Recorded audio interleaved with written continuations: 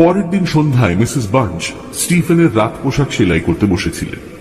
একটা সময় তিতি বিরক্ত গলায় বলে উঠলেন, কপাল আমার, মাস্টার স্টিফেন এইরকম ফালা ফালা করে জামাটা ছিঁড়লে করে বলো তো? এখন চাকর বাকরদেরই তো তোমার এই জামা সেলাই ফড়াই করে ঠিক করতে হবে নাকি? বলছি তাদের কথা কি একবারও মনে করতে নেই জামাটা ছেঁড়ার সময়? আশ্চর্য, কেউ যেন চরম আক্রোশে এলো পাথারি ভাবে ছিঁড়ে আঁচড়ে জামাটা ছিন্ন ভিন্ন করেছে। সত্যি সেটাকে আবার ব্যবহারযোগ্য করে তুলতে গেলে যথেষ্ট নিপুণ হাতের সেলাই দরকার। আর লম্বা লম্বা কাটাগুলো প্রত্যেকটাই জামার বুকের বাঁ দিকে, যেখানে হৃৎপিণ্ড থাকার কথা। এক সারি ওপর নিচ সমান্তরাল ছেঁড়া, লম্বায় প্রায় 6 ইঞ্চি হবে প্রতিটাই। সবকটা আঘাতে জামা হয়তো ছেড়েনি, কিন্তু সুতোর ওপর আঁচড়ের দাগ অন্তত হয়েই গেছে। স্টিফেন বলতে বাধ্য হলো যে সে এ ব্যাপারে কিছুই জানে না। আগের রাত্রে তো জামায় কোনো ছেঁড়া ছিল না। কিন্তু মিসেস বাঞ্চ, আমার ঘরের দরজাতেও তো এরকমই আঁচড়ানোর দাগ দেখলাম। এই বলে মিসেস বাঞ্চ আবার তাঁর সেলাইয়ে মন দিলেন। শুতে যাওয়া পর্যন্ত সেলাই চলল, তবে মাঝে মাঝে তিনি যেন কি এক গভীর চিন্তায় মগ্ন হয়ে পড়ছিলেন।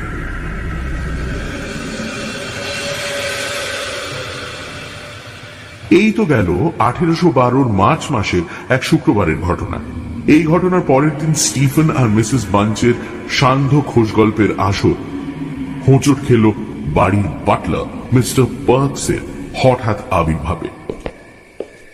যে রাশভারী মিস্টার পার্কস পারতপক্ষে তার ভাড়ার ঘরের সাম্রাজ্য ছেড়ে অন্য কোথাও পা রাখেন না। স্টিফেন যে ঘরে রয়েছে তা পার্কস খেয়াল করেনি। কেমন যেন আলু থালু দেখাচ্ছিল তাকে।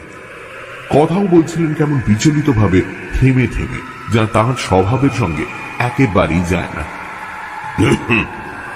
এবার থেকে কর্তার সন্ধ্যেবেলা মদ খাওয়ার ইচ্ছে হলে উনি নিজে সেলার থেকে বের করে নেবেন। আমি মিসেস বাঞ্চ হয় সকালেই দিনের মদ বের করে রাখবো, নয়তো বের করবই না। কি থেকে যে কি হচ্ছে কিছুই ইঁদুরই হবে নিশ্চয়ই, নয়তো সেলারে হাওয়া ঢুকেও নানা রকম শব্দ হয় বটে, কিছুই বুঝতে পারছি না। আমারও তো আর আগের বয়স নেই, গিয়ে যে দেখবো অত দৌড়দৌড়ি আর পারি না। এই বাড়িতে ইঁদুর? এ তো বড় অদ্ভুত কথা বলছো মিস্টার পার্কস। আমিও তো তাই বলি মিসেস বাঞ্চ, তবে কি জানো, জাহাজ ঘাটায় মাঝি মাল্লাদের কাছে কথা বলা ইঁদুরের কথা অনেক শুনেছি, বিশ্বাস করিনি কোনোদিন। কিন্তু এখন মনে হচ্ছে আর যদি মান সম্মান খুইয়ে শেষে মদের কুঠুরির দরজায় কান পাততুম, তবে বোধহয় ইঁদুরে কি বলা বলি করছে তাও শুনতে পেতুম। ওহ মিস্টার পার্কস, বসে বসে তোমার গুলবাজি শুনবার সময় আমার নেই। মদের কুঠুরিতে নাকি ইঁদুরে গপ্প জুড়েছে? মিসেস বাঞ্চ, তোমার সঙ্গে ঝগড়া করতে আমি আসিনি। বিশ্বাস না হয় তো যাও না, শেষ মদের কুঠুরিতে গিয়ে কান পাতো না, আমার কথার সত্যি মিথ্যে টের পেয়ে যাবে। কি যে আবল তাবল বকো না তুমি মিস্টার পার্কস, তার ঠিক নেই। বাচ্চাদের সামনে এসব আজগুবি কথা বলতে আছে? মাস্টার স্টিফেন তো ভয় পেয়ে যাবেন। হ্যাঁ, মাস্টার স্টিফেন? পলকের মধ্যে ঘরে স্টিফেনের উপস্থিতি খেয়াল করে ভোলানো সুরে তড়িঘড়ি মিস্টার পার্কস বলে উঠলেন, না না না না না, আমি তোমার সঙ্গে ঠাট্টা করছিলাম খালি। মাস্টার স্টিফেন তো বুঝতে পেরেছে সেটা, তাই না মাস্টার স্টিফেন? মিস্টার পার্কসের কথাগুলো যে কতখানি ঠাট্টা সুরে বলা তার মাস্টার স্টিফেনের বুঝতে বাকি রইল না। ব্যাপারটা বিশদে জানার প্রবল আগ্রহ হচ্ছিল তার।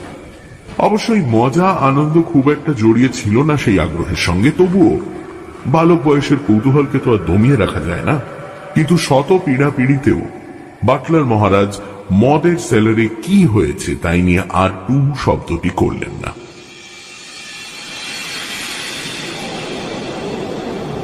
24 মার্চ 1812 স্টিফেনের জীবনের সবচেয়ে ভয়াবহ অভিজ্ঞতার দিন। সকাল থেকে শো শো শব্দ করে উদ্দাম হাওয়া বইছে, আর তার দাপটে যেন গোটা বাড়ি আর বাগান থেকে থেকে থরথর করে কেঁপে উঠছে। ছায়া শরীরের এই মিছিল। দুপুরে খাওয়ার পর মিস্টার অ্যাবনি স্টিফেনকে ডেকে বললেন, বাবা, আজ রাতে একটু দেরি করে এই ধরো 11টা নাগাদ আমার কাজের ঘরে একবার আসতে পারবে? তার আগে পর্যন্ত আমি ব্যস্ত থাকবো। আসলে তোমায় একটা জিনিস আমি দেখাতে চাই, তোমার ভবিষ্যতের জন্য খুব গুরুত্বপূর্ণ একটা জিনিস। তোমার জেনে রাখা বিশেষ দরকার। মিসেস বাঞ্চ বা বাড়ির অন্য কাউকে বলো না কিন্তু, হ্যাঁ? তুমি বরং এমনিতেই রাত্রে যে সময় ঘরে শুতে চলে যাও তাই যেও। স্টিফেনের ভেতরে উত্তেজনা টকবক করে উঠল। রাত 11টা পর্যন্ত জেগে থাকার সুবর্ণ সুযোগ হাতে পেলে কোন বাচ্চা আর আঁকড়ে না ধরে। সন্ধ্যার শেষে ঘরে যাবার জন্য সিঁড়িতে পা রেখে স্টিফেন সিঁড়ির পাশে মিস্টার অ্যাবনির লাইব্রেরির দিকে মাথা ঘোরালো। দেখতে পেল একটা তামার অগ্নিপাত্র, যেটা সাধারণত ঘরের কোণেই সে এতদিন দেখে এসেছে। আগুনের সামনে এনে রাখা হয়েছে।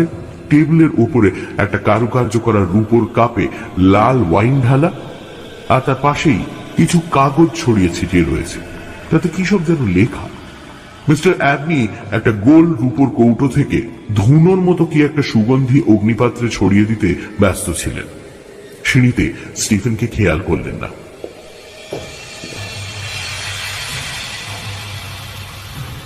সন্ধ্যা গড়াতে হাওয়া পড়ে গেছে।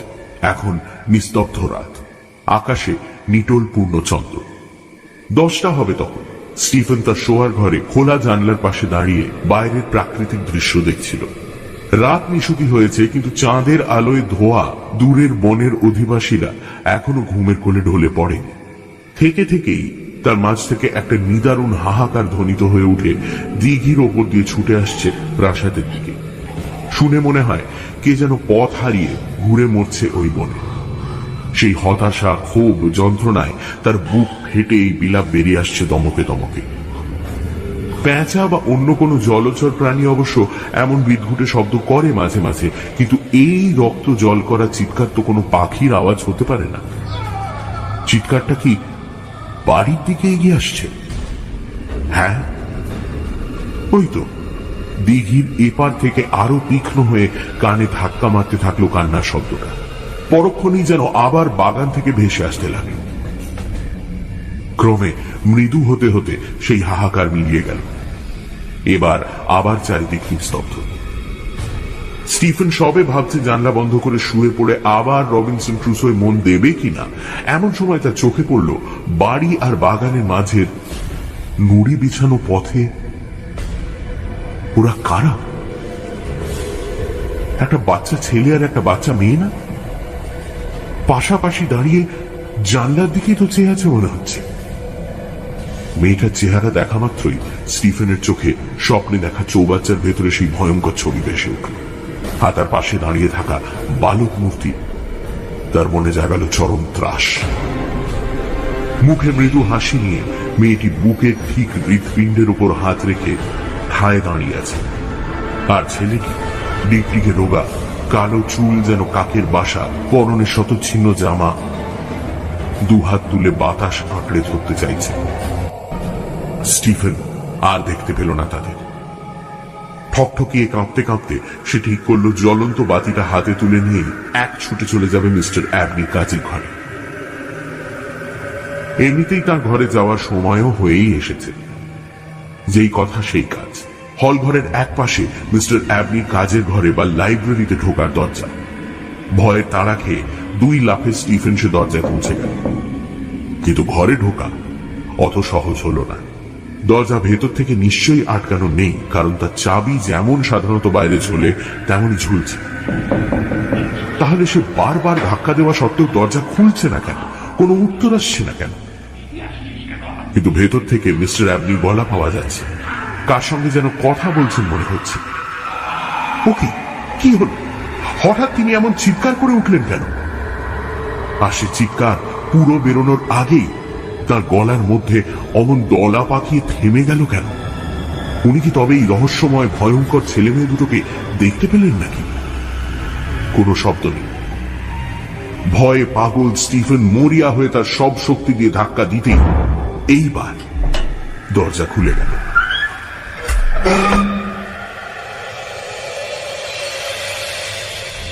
মিস্টার অ্যাবনির লেখাপড়ার টেবিলে যেসব কাগজপত্র পাওয়া গিয়েছিল সেগুলো বোঝার মতো বয়সে উপনীত হলে স্টিফেন এলিয়টের কাছে সমস্ত রহস্য জলের মতো পরিষ্কার হয়ে যায়।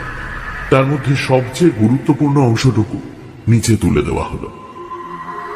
প্রাচীন দিগের মধ্যে এক সাধারণ ও দৃঢ় বিশ্বাস ছিল যে বিশেষ কিছু আচার অনুষ্ঠান পালনের দ্বারা সে অনুষ্ঠান সকল হয়তো আধুনিক সামাজিক চক্ষে বর্বরচিত বলিয়া বিবেচিত হইবে, মনুষ্যের আত্মিক ক্ষমতা বৃদ্ধির প্রভূত উন্নতি সাধন সম্ভব।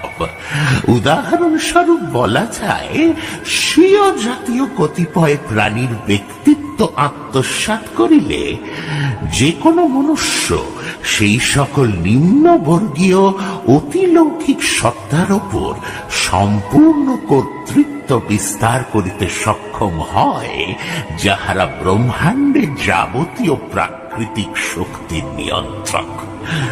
সাইমন মেগাসের বিষয়ে লিখিত হয় যে তিনি আপন ইচ্ছা বলে উড্ডয়ন করিতে, অদৃশ্য হইতে ও যদৃচ্ছা রূপ ধারণ করিতে পারিতেন, এবং তাহার এমত অদ্ভুত ক্ষমতার মূলে ছিল এক বালকের আত্মার উপর প্রভুত্ব, যাহাকে তিনি ক্লেমেন্টিন রেগনিন্সাসের নিন্দুক গ্রন্থাগারের ভাষায় হত্যা করিয়াছিলেন।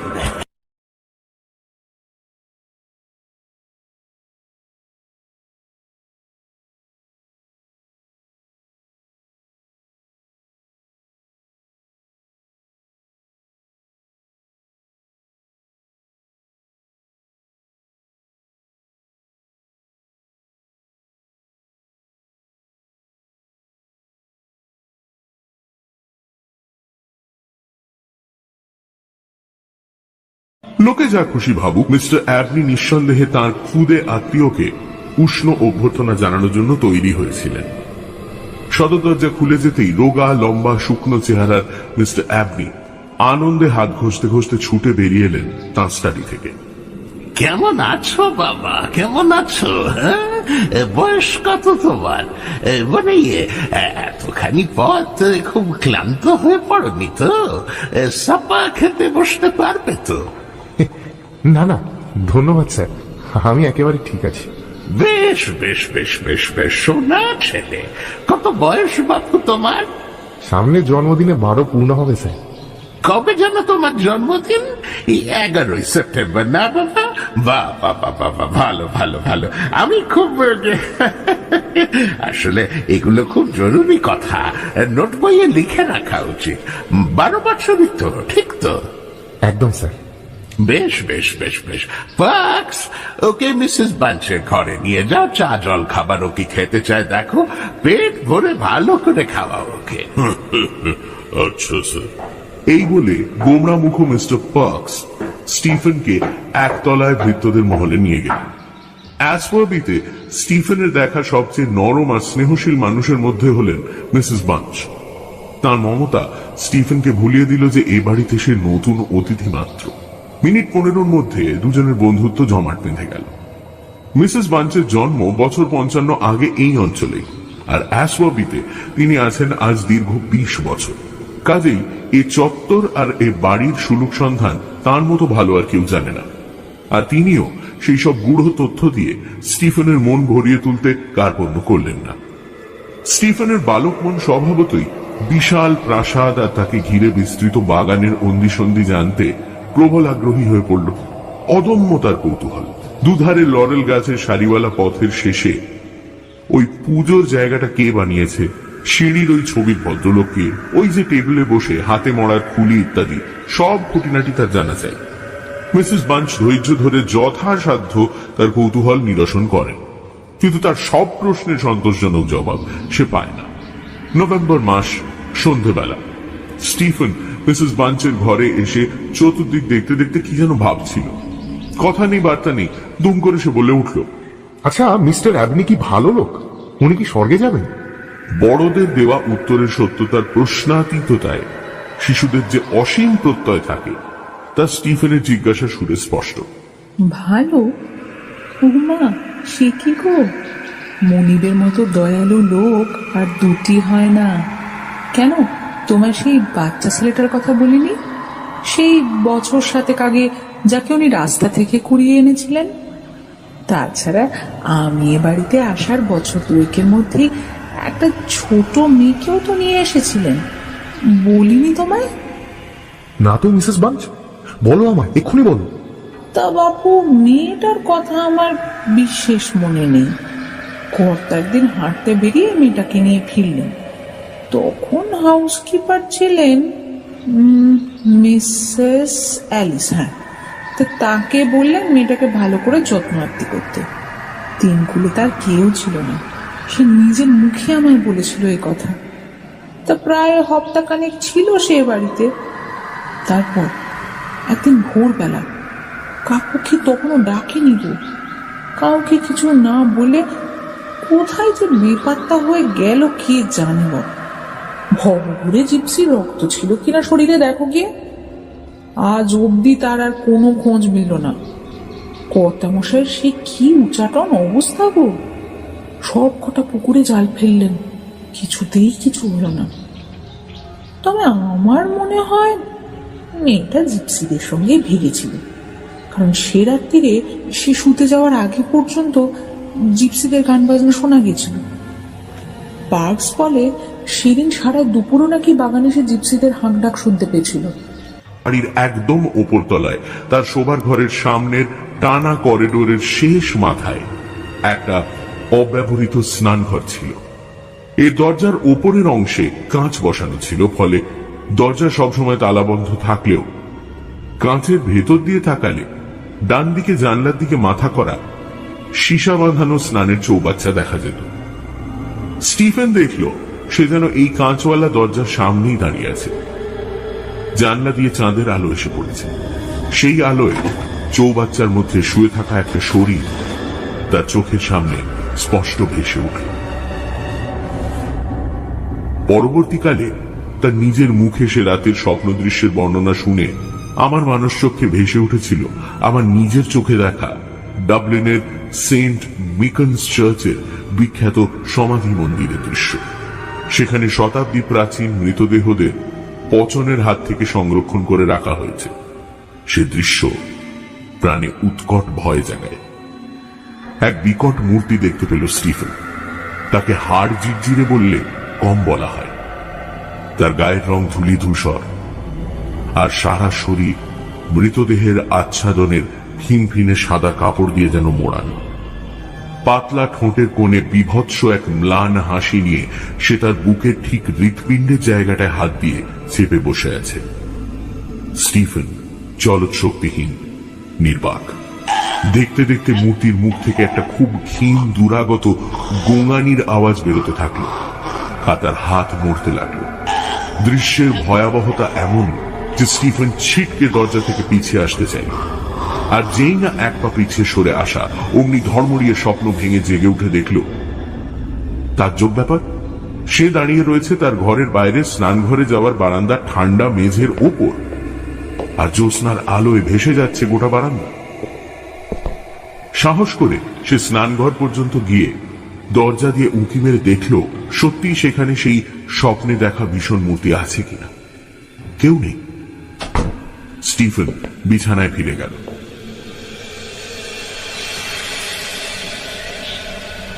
পরের দিন সকালে তার স্বপ্নের বিবরণ শুনে মিসেস বাঞ্চ বিশেষ চিন্তিত হয়ে পড়ে স্নানঘরের দরজার কাঁচের ওপর পর্দা লাগিয়ে দিলেন। ব্রেকফাস্ট টেবিলে স্টিফেন মিস্টার অ্যাবনিকে তার অভিজ্ঞতার কথা বলতে তিনি বেজায় উত্তেজিত হয়ে উঠে ব্যাপারটা তার মহামূল্যবান নোট বইতে টুকে রাখতে গেলেন। মহাবিষুবের দিন এগিয়ে আসছে। অ্যাবনি প্রায়ই সে কথা তার খুদে ভাইটিকে মনে করিয়ে দিতে থাকলেন, আর সঙ্গে যোগ করে দিতে লাগলেন যে প্রাচীন কালে বছরের এই সময়কে ছোটদের জন্য বিশেষ তাৎপর্যপূর্ণ বলে মনে করা হতো। এই নিয়ে সেন্সোরিনাসের খুব মূল্যবান কিছু বক্তব্য আছে।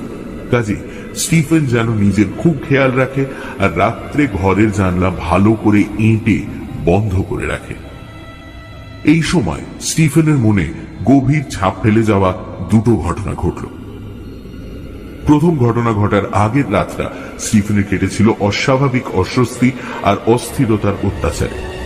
যদিও ছেঁড়া ছেঁড়া ঘুমের মধ্যে ঠিক কি দুঃস্বপ্ন যে সে দেখেছিল তা আর পরের দিন তার মনে ছিল না। পরের দিন সন্ধ্যায় মিসেস বাঞ্চ স্টিফেনের রাত পোশাক সেলাই করতে বসেছিলেন। একটা সময় তিতি বিরক্ত গলায় বলে উঠলেন, কপাল আমার, মাস্টার স্টিফেন এইরকম ফালা ফালা করে জামাটা ছিঁড়ে পরে বলো তো, এখন চাকর বাকরদেরই তো তোমার এই জামা সেলাই ফড়াই করে ঠিক করতে হবে নাকি? বলছি তাদের কথা কি একবারও মনে করতে নেই জামাটা ছেঁড়ার সময়? আশ্চর্য, কেউ যেন চরম আক্রোশে এলো পাথারি ভাবে ছিঁড়ে আঁচড়ে জামাটা ছিন্ন ভিন্ন করেছে। সত্যি সেটাকে আবার ব্যবহারযোগ্য করে তুলতে গেলে যথেষ্ট নিপুণ হাতের সেলাই দরকার। আর লম্বা লম্বা কাটাগুলোর প্রত্যেকটাই জামার বুকের বাঁ দিকে, যেখানে হৃৎপিণ্ড থাকার কথা। এক সারি ওপর নিচ সমান্তরাল ছেঁড়া, লম্বায় প্রায় 6 ইঞ্চি হবে প্রতিটাই। সব কটা আঘাতে জামা হয়তো ছেড়েনি, কিন্তু সুতোর ওপর আঁচড়ের দাগ অন্তত হয়েই গেছে। স্টিফেন বলতে বাধ্য হলো যে সে এ ব্যাপারে কিছুই জানে না। আগের রাত্রে তো জামায় কোনো ছেঁড়া ছিল না। কিন্তু মিসেস পাঞ্চ, আমার ঘরের দরজাতেও তো এরকমই আঁচড়ানোর দাগ দেখলাম। এই বলে মিসেস বাঞ্চ আবার তাঁর সেলাইয়ে মন দিলেন। শুতে যাওয়া পর্যন্ত সেলাই চলল, তবে মাঝে মাঝে তিনি যেন কি এক গভীর চিন্তায় মগ্ন হয়ে পড়ছিলেন।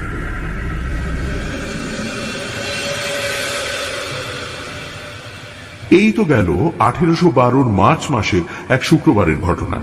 এই ঘটনার পরের দিন স্টিফেন আর মিসেস বাঞ্চের সান্ধ্য খোঁজ গল্পের আসর হোঁচট খেল বাড়ির বাটলার মিস্টার পার্কসের হঠাৎ আবির্ভাবে। যে রাশভারী মিস্টার পার্কস পারতপক্ষে তার ভাড়ার ঘরের সাম্রাজ্য ছেড়ে অন্য কোথাও পা রাখেন না। স্টিফেন যে ঘরে রয়েছে তা পার্কস খেয়াল করেনি। কেমন যেন আলু থালু দেখাচ্ছিল তাকে। কথাও বলছিলেন কেমন বিচলিত ভাবে, থেমে থেমে, যা তার স্বভাবের সঙ্গে একেবারেই যায় না। এবার থেকে কর্তা সন্ধ্যেবেলা মদ খাওয়ার ইচ্ছে হলে উনি নিজে সেলার থেকে বের করে নেবেন। আমি মিসেস বাঞ্চ হয় সকালেই দিনের মদ বের করে রাখবো, নয়তো বের করবই না। কি থেকে যে কি হচ্ছে কিছুই ইঁদুরই হবে নিশ্চয়ই, নয়তো সেলারে হাওয়া ঢুকেও নানা রকম শব্দ হয় বটে, কিছুই বুঝতে পারছি না।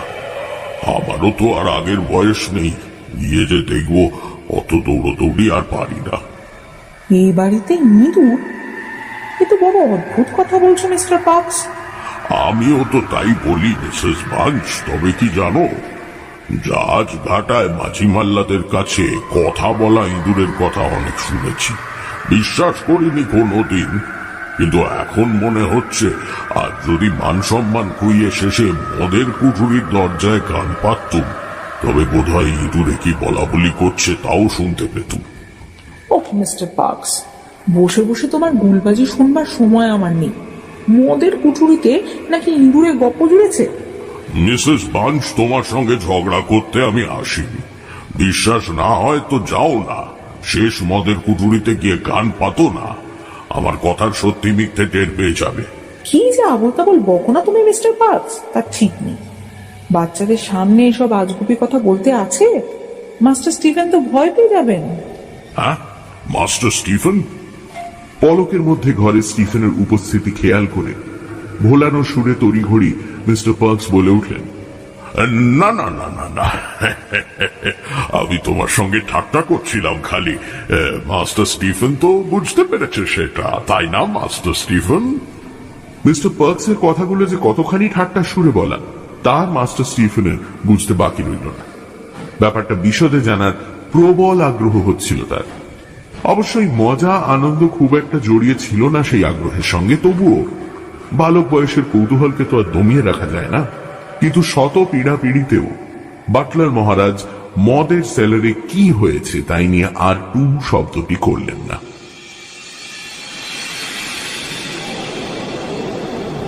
24 মার্চ 1812 স্টিফেনের জীবনের সবচেয়ে ভয়াবহ অভিজ্ঞতার দিন। সকাল থেকে শো শো শব্দ করে উদ্দাম হাওয়া বইছে, আর তার দাপটে যেন গোটা বাড়ি আর বাগান থেকে থেকে থরথর করে কেঁপে উঠছে। ছায়া শরীরের এই মিছিল দুপুরে খাওয়ার পর মিস্টার অ্যাবনি স্টিফেনকে ডেকে বললেন, বাবা, আজ রাতে একটু দেরি করে এই ধরো 11টা নাগাদ আমার কাজের ঘরে একবার আসতে পারবে?